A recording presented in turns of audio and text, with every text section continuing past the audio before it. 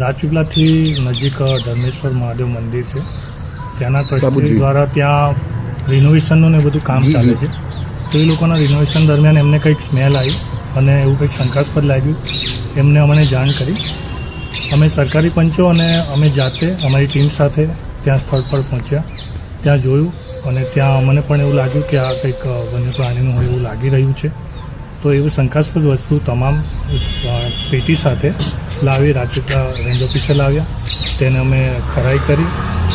કેટલું છે જથ્થો છે એમાં 37 જેવા આખા ચામડા હતા અને બીજા ટુકડા હતા. એમ મળીને 40થી વધુ ચામડા જે દેખાઈ આવેલા છે, જે હાલ ઉપરથી તો એવું લાગે છે કે વાઘના છે, પણ એને ખરેખર સ્વેના છે. એની માટે અમે FSLમાં મોકલવાના છે.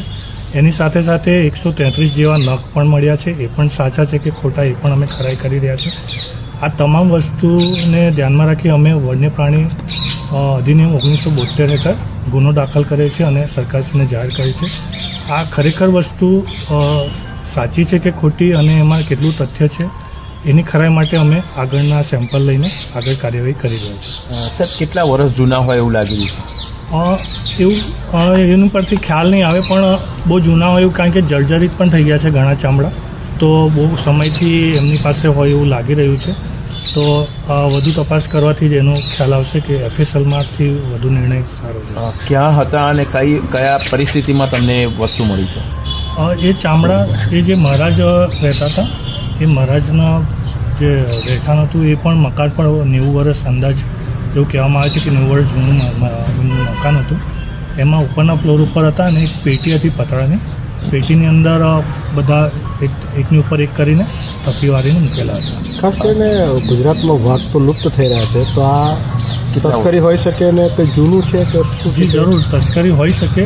બહુ જૂનું છે. મહારાજની ઉંમર પણ 1926માં એમનો જન્મ હતો, તો 95 વર્ષે એમની ડેથ થઈ હતી અને એ જ્યાં રહેતા હતા ત્યાંથી મળ્યું છે, એટલે ઘણું જૂનું છે એવું કહી શકાય.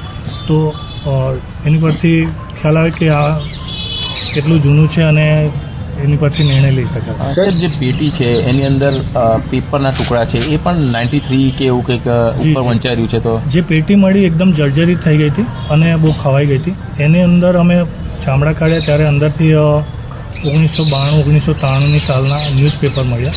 તો એની પરથી એવું અમે થોડો અંદાજ મારી શકીએ કે આ ચામડા 33 વર્ષ, જે આજની 2025-26 સુધી ગણીએ તો 33 વર્ષ સુધી તો મહારાજ પાસે કે એ પેટીમાં હતા એવું માની શકીએ.